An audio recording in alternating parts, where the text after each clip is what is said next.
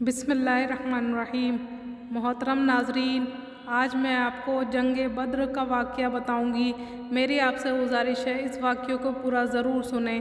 اسلام کی پہلی جنگ بدر 17 رمضان سن 2 ہجری جمعہ کے دن ہوئی۔ 1313 مسلمانوں کا لشکر اور کفروں کا لشکر لگ بھگ 1000 تھا۔ اللہ رب العزت کے فضل سے اور نبی کریم صلی اللہ تعالیٰ علیہ وسلم کے صدقے طفیل اس عظیم جنگ میں مسلمانوں کی فتح ہوئی۔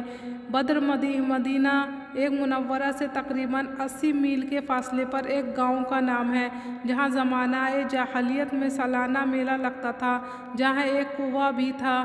اسی کا نام اس جگہ کے نام پر بدر رکھ دیا گیا۔ قرآن کی سورۃ انفال میں تفصیل کے ساتھ اس کا ذکر ہے اور اس جنگ میں مسلمانوں کو فتح منیب کے بارے میں ارشاد فرمایا کہ اور یقیناً اللہ نے تم لوگوں کی مدد فرمائی بدر میں جب کہ تم لوگ کمزور اور بے سر و ساماں تھے۔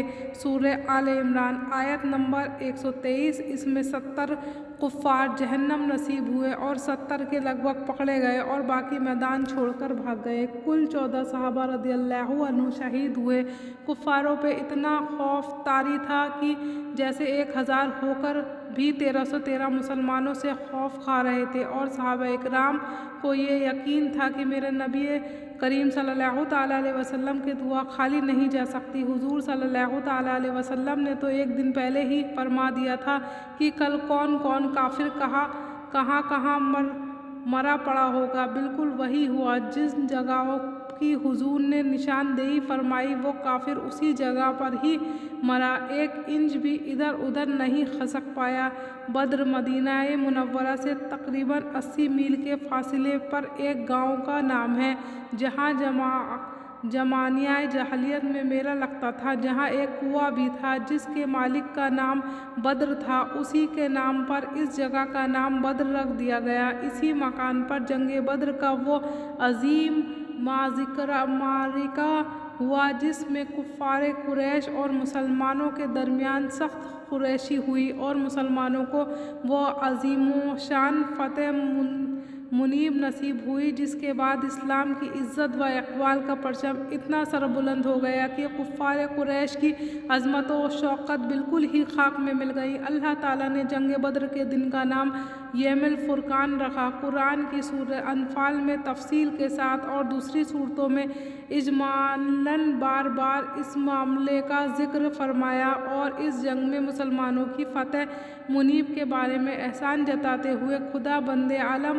نے قرآن مجید میں ارشاد فرمایا ہے کہ القرآن اور یقیناً خدا بند تعالیٰ نے تم لوگوں کی مدد فرمائی بدر میں جب کہ تم لوگ کمزور اور بے سہارا سامان تھے، اور تم لوگ اللہ سے ڈرتے رہو تاکہ تم لوگ شکر گزار ہو جاؤ۔ حضور صلی اللہ تعالیٰ علیہ وسلم نے اب بدر میں نزول فرمایا تو ایسی جگہ پڑاؤ ڈالا کہ جہاں نہ کوئی کنواں تھا، نہ کوئی چشمہ، اور نہ وہاں کی زمین اتنی ریتیلی تھی کہ گھوڑوں کے پاؤں زمین میں دھستے تھے۔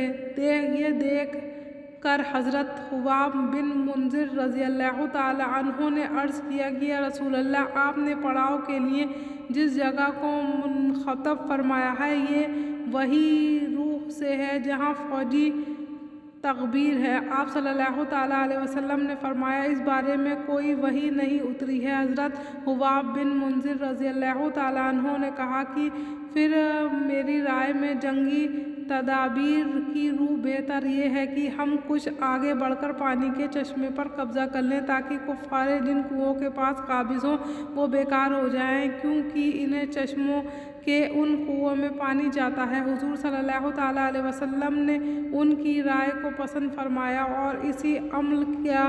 خدا کی عظیم شان کی بارش بھی ہو گئی جس سے میدان کی گرد اور ریت جم گئی، جس پر مسلمانوں کے لیے چلنا پھرنا آسان ہو گیا، اور کفار کی زمین پر کیچڑ ہو گئی جس سے ان کو چلنے پھرنے میں دشواری ہو گئی، اور مسلمان نے بارش کا پانی روک کر جا بجا حوض بنا لیا تاکہ یہ پانی غسل اور وضو کے کام آئے۔ اسی احسان کو خدا بند عالم نے قرآن میں اس طرح بیان فرمایا ہے کہ القرآن اور خدا نے آسمان سے پانی برسا دیا تاکہ وہ تم لوگوں کو پاک کرے۔ 17 रमज़ान सन 2 हिजरी जुम्मा की रात थी। तमाम फौज तो आराम व बेचैन की नींद सो रही थी, मगर एक सरवरे कायनात सल्लल्लाहु ताला अलैहि वसल्लम की ज़ात थी जो सारी रात खुदा बंदे आलम से लो लगाए दुआ में मसरूफ़ थी। सुबह नमूदार हुई तो आप सल्लल्लाहु ताला अलैहि वसल्लम ने लोगों को नमाज के लिए बेदार फरमाया। फिर नमाज के बाद कुरान की आयतें जिहाद सुनाकर ऐसी लर्जा खैज और वलवला अंग्रेज़ बाज फरमाया, मुजाहिदीन इस्लाम की रगों के खून का कतरा कतरा जोशो खरोश व समुंदर बनकर तूफ़ानी मौजें मारने लगा और लोग मैदान में जंग के लिए तैयार होने लगे। कौन कब और कहाँ मरेगा, रात ही में चंद निसारों के साथ आप सल्लल्लाहु ताला अलैहि वसल्लम ने मैदान जंग का मुआयना फरमाया। उस वक्त आपके दस्ते मुबारक में एक छड़ी थी।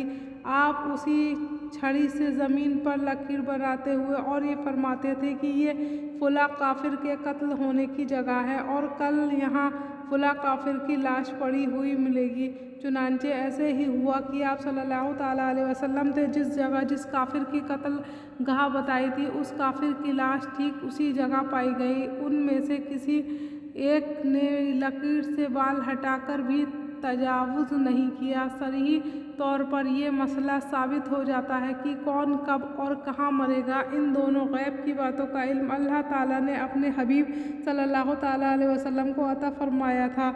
उम्मीद है कि आपको हमारी ये वीडियो पसंद आई होगी और ऐसी ही इस्लामी मालूमात हासिल करने के लिए हमारे चैनल को ज़रूर सब्सक्राइब करें। और आइए हम आपसे मिलकर अच्छी बातें फैलाते हैं, क्योंकि अच्छी बातें फैलाना भी सदकाए ज़रिया है।